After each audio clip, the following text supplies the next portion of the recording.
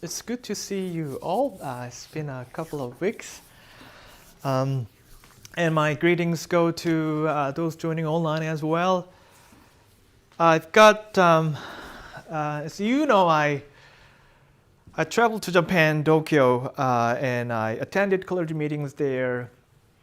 And my, part of a big plan for me and my wife was we're gonna have some good time off in Tokyo while we are there. And we plan out things for daily, and things were great. The first week we traveled, we visited different places, we tried different food, different venue. Was all good until last Saturday, not yesterday, but the week before, because I came down with food poisoning. And it was pretty bad. I had high fever, sweating for several days, and I guess I don't want to share other symptoms about that. But anyway, I was going down the hill, and I suffer a lot from that. And one of the things that it got me thinking was, life doesn't go as we plan out. Yes. I was really excited about that because my visit to Tokyo this time was my first time in 10 years. And I was excited about learning about their cultures and whatnot. So, think about it.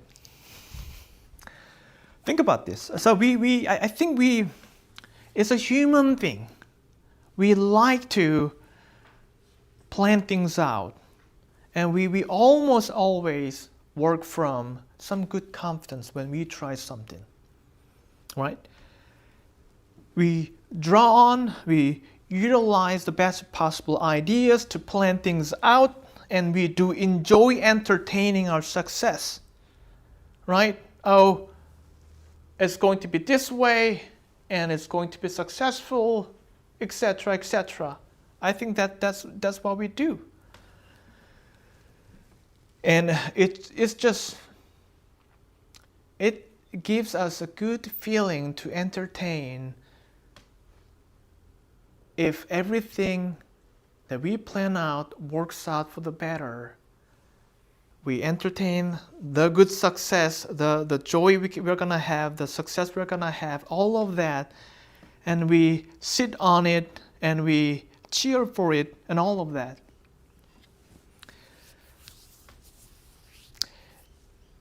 And you may have planned something like this when you're young. For instance, I'm going to finish my university within 3-4 years, and I'll get my lover. I'll marry at the age of 26 or 5 with all of this unfolding in my life exactly how I planned. I'll be still able to work full-time and get a good promotion down in the road in a few years. And I'll build a great family, the happiest family. Everything at the same time, simultaneously. But has your plan or your life have been coming true seamlessly just the way you plan out? I think as we age, as we get more experience, we are gradually led to see that our plans are not perfect. What we think can be fallible. And that's when we may hear the Lord's voice calling back for His guidance in our life. This morning's story from Genesis 21 is about that. It's a story about a young man named Ishmael. He once was an arrogant young man who later becomes great. But up until that point, he went through some hard time. And the major storyline goes this way. First, as we saw, Ishmael mocks at someone, and that someone is Sarah. And second, his life is in trouble. His life is on the line, out in the wilderness, because he now is dying there. But third, He is revived from the crisis and becomes someone else. He becomes an archer. Okay? He's no longer a young boy. So Ishmael, as we just saw, Ishmael is technically the first son of Abraham who Hagar gave birth to. And Hagar was a handmaid of Sarah, Abraham's wife. But because Hagar gave birth to a son for Abraham first, and things get complicated there, but really, who is the proper wife of Abraham? It's Sarah. Sarah was once barren, but she gave birth to a son now, and she has her own son, Isaac. But something unpleasant happens. Ishmael is not respectful with Sarah. He scopes at her. And we don't know what he's thinking on that one. Maybe he's got some personality issue there or something else. But it's clear that he should have treated Sarah with high respect in the household. And that one is super obvious, especially according to the culture of the day. But there's something else that's interesting. A couple of chapters earlier, in fact, in chapter 16 of the book of Genesis, there's someone who almost mocks at Sarah as well. And do you recall who that was? Someone tries to be disrespectful with Sarah. And it was the mother of Ishmael. So Hagar. We don't have a lot of information there, but what we are told there is that Hagar despised Sarah. And maybe Ishmael was picking up on that from her mother. Who knows? But anyway, this young boy, probably between 15 to 17, the problem with him is that he doesn't know his place. What he has got is his own confidence in himself, maybe thinking that he is invincible or untouchable because he's the first son of Abraham. Maybe he's thinking that he's going to be the only heir of Abraham's big inheritance or whatnot. But anyway, what we can gather about Ishmael is he's young and selfish, and he thinks that he knows better than other people. But in reality, he lacks something. He lacks the ability to read the room and see what his action will cost him. He lacks that part.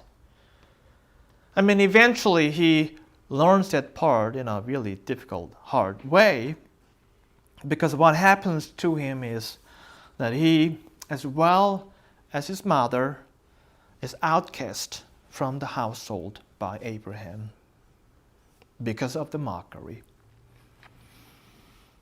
So what can we gather about Ishmael? So Ishmael at this stage, this is important. As a person grows in a story in the Bible, its symbolic meaning or representation also grows or changes. But at this point of the story, Ishmael represents something like immaturity of our selfish, smug thinking. And that means that Ishmael can be us, or that Ishmael can be found in us. At times we feel quite sure that we've sorted out our life and we've come down to the truth of the truth. At times we think we have the master key to all of our life questions and all of our life success. But think about it, how that often gets us into trouble. That self-confidence, I know everything by myself. And that manifests in our life. Let's say that we are just beginning to step out into the world. We've just turned 19, 20, and we probably think that we know how things exactly should work and go. One of our first independent moments of saying might have been, oh, now I do not want to listen to my parents, teachers, the ministers. And I don't feel moved, inspired to go to church or go to the Lord and pray the Lord. I don't feel that because I've got it. I know how things should work. I've got that part. I've got that master key. Why would I go to anyone for help and advice?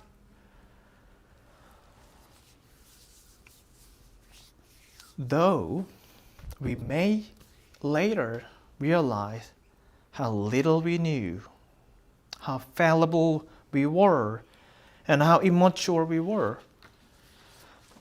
Especially as we age, we get that clearly. Now here's a big point. Our Ishmael issue is not bound to our young age. It's not bound to our young age.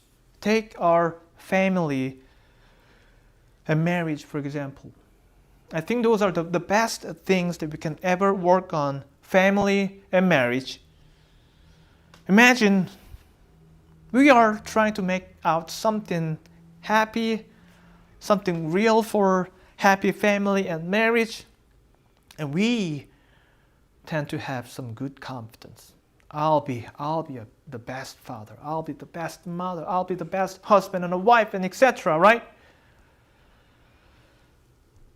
But as the rubber meets the road, as people say, as things become real, we often see whatever we believe to be true is not there. The master key doesn't work. Some challenges come along and we trip over them, and a wheel goes up the wagon like that. And it can be so bamboozling at times how our ideas and our ideals about happy family and marriage may topple down. Maybe too often, maybe too quick. You know, the point isn't about our marriage and family. Those are just examples. What we are trying to ask ourselves is how often we find our own truth and our premature self-confidence about a lot of things in our lives can turn out to be just immature and even fragile and fallible. Just think about why our good ideal fail. That's our topic. That's our message for today. And isn't it because we are too sure about what we know, what we think we know? Isn't it because we are too confident about what we are capable of doing on our own? No help, no guidance. We ourselves are enough. That's what we're talking about. That kind of self-confidence. And back to the story. Abraham cast out Hagar and Ishmael following the mockery incident. Once outcast, where do they go?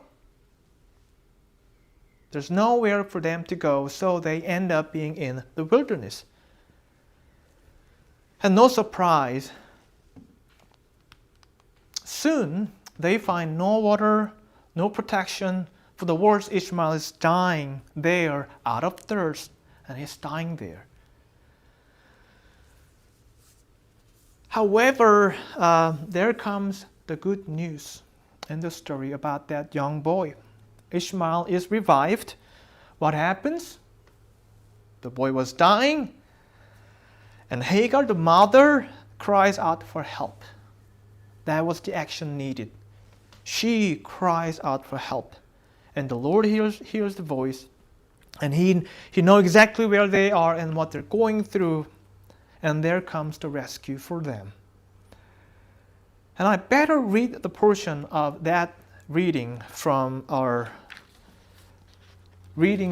Genesis 21. I'm going to read it again. Then Hagar went and sat down across from Ishmael at a distance of about a bow shot, for she said to herself, "Let me not see the death of the boy." So she sat opposite him and lifted her voice and wept. And God heard the voice of the lad. Then the angel of God called to Hagar out of heaven and said to her, "What ails you, Hagar? Fear not, for God has heard the voice of the lad where he is. Arise, lift up the lad, and hold him with your hand, for I will make him a great nation." Then God opened her eyes, and she saw a well of water, and she went and filled the skin with water and gave the lad a drink. So God was with the lad, and he grew and dwelt in the wilderness, and he became an archer. There are a lot of good lessons here in this part, but just in passing, it tells us about how important it is to have humbleness, how necessary it is to go to the Lord for help, and how a crisis can become a door for growth. It also shows us that recognizing our need for the Lord's guidance should replace our pride and love of self, and that's how we are back to life. That's how our ideal Ishmael is rescued. And here comes the last piece that needs clarifying. The ideals we have, for example, of our becoming someone useful, someone wonderful, something like that, is not wrong. Our ideal, we're dreaming about building a wonderful, happy family and marriage. That's not wrong at all. What we are saying here is that is our arrogant, self-confident, self-reliant approach to these ideals that are problematic. This morning we are not trying to set something new. We are simply reminding ourselves of one truth, that is, we need a humbling mindset. We probably can say it, the same thing 100 times, but it's never enough. Really what matters is we need to be willing to go to the Lord. We lean on Him. We ask. We request something of Him. And that's how we do things. All right? And please don't get devastated when our ideals seemingly collapse. Ask the Lord that He reshape our thoughts and so deliver us. And just remember, He's got a better plan than we do have, okay? The real good news about Ishmael, once the young, selfish, smug boy is that the Lord brings him back to a new life. And he becomes an archer. Who is an archer, by the way? What does an archer do? An archer has a bow and arrows. And when they see enemies approaching, what they do? They shoot them with arrows. They are fighters. They are defenders. An archer, spiritually speaking, is a fighter and a defender as well. But they are those who are armed with truth, who can fight off errors of thoughts and doubts as they are approaching towards us. Imagine we are becoming someone who can shoot those down with arrows of truth. As we begin putting our trust in the Lord, while we still work out our ideals, our good ideals, the Lord is going to not only bring them to life, but also arm us with truth, His truth.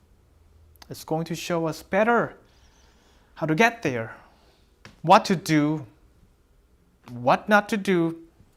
And in that, we are no longer a young boy, but a fighter whose power comes from the Lord. After all, Ishmael's story is about our growth into that new mindset of allowing the Lord's plan in place of ours and allowing our trust in the Lord in place of our self-trust. And that's the full story of Ishmael, from being a young, arrogant boy to becoming a great fighter, an archer. And may we become like that Ishmael. Amen.